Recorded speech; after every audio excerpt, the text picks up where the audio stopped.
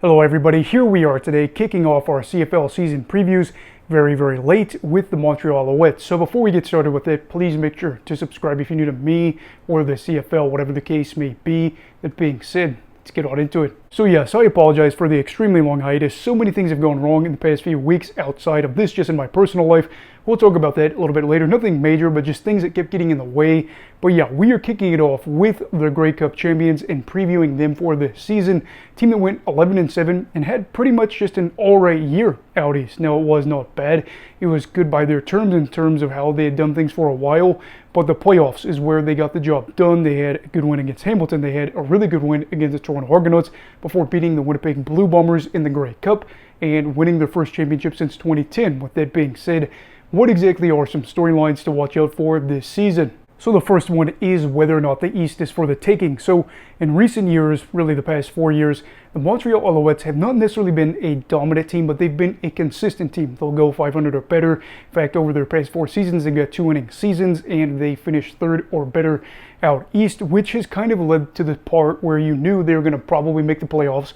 And now the question then becomes, after winning a championship, can they take that next step and say, this wasn't a flash in the pan with an 11-win year where we were able to ride a hot run towards the end of the regular season into the playoffs to win a championship. This is just the start of something that is going to be a prolonged period of success.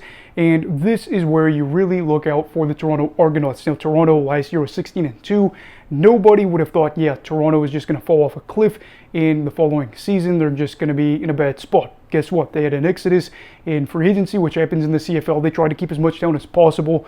Then Chad Kelly got a 9-game suspension. That was the last video, I believe, that I put out at the time of recording this, looking at some of these other videos. That is going to be a huge blow to Toronto, and it certainly levels the playing field a lot, as Kelly had a really good year last year. And with the Argos potentially going down a peg in Montreal, keeping a lot of their pieces from the championship team, maybe they're going to go out there and maybe they're going to be the side that ends up taking this division. And I already know fans of the Red Blacks and the Tiger Cats are going to say, well, what about us? Maybe we could be better. Yes, that is absolutely true, but we're looking at a team like Hamilton that has not had a good year since 2018. They've been tied, I think, with Edmonton for the worst run over the past 3 or 4 years in the league. So yeah, we can say all we want with Ottawa, that they're going to turn things around, and we'll talk about that in our season preview for them in the next couple of days. But the Red Blacks are no guarantee to get the job done. Drew Brown has not got a crazy amount of experience in the CFL. Who's to say he's going to go out there and thrive? So putting that on the back burner and saying maybe there are 3 in the division or something like that, at least for the sake of this preview.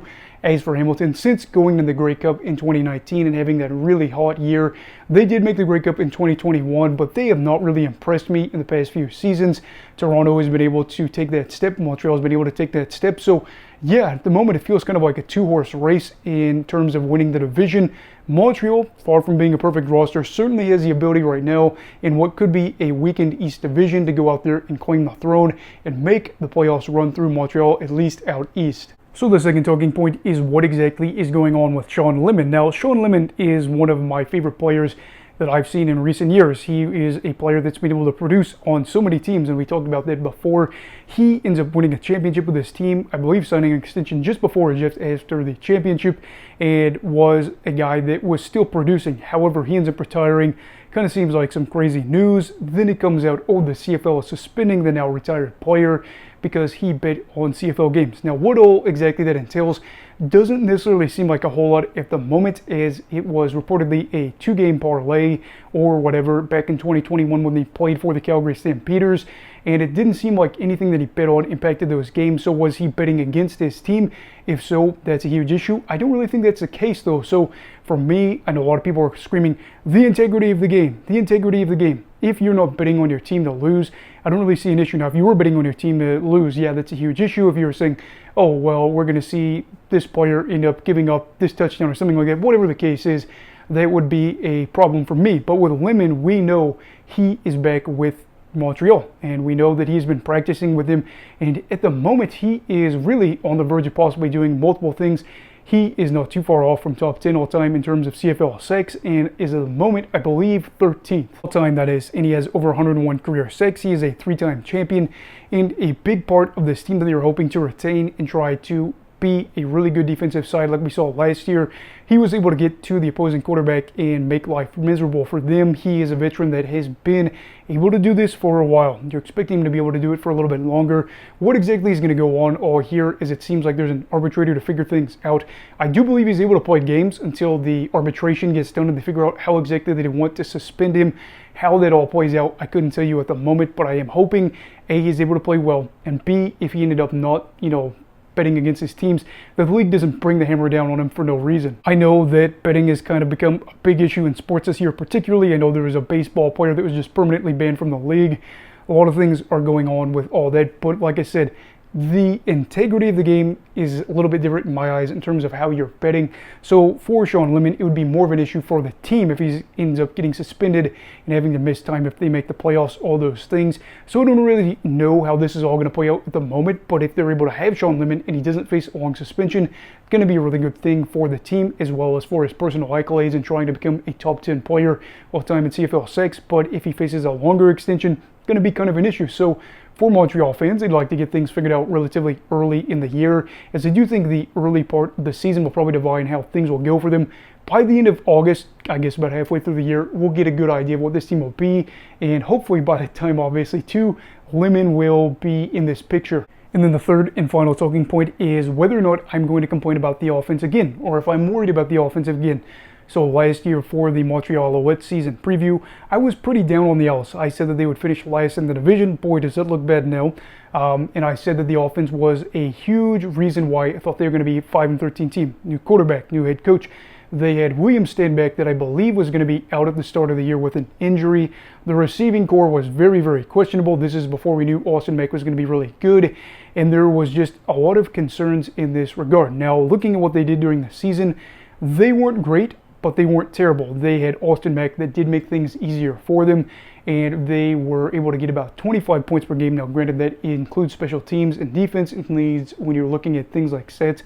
But seeing these sides, you are looking at the roster and realizing Mack is off to the NFL, Stanback is off to BC, and then you have some other factors where you worry about, like the fact they had 17 passing touchdowns last year to 16 interceptions. That's kind of a concern, and I understand why that would be a concern.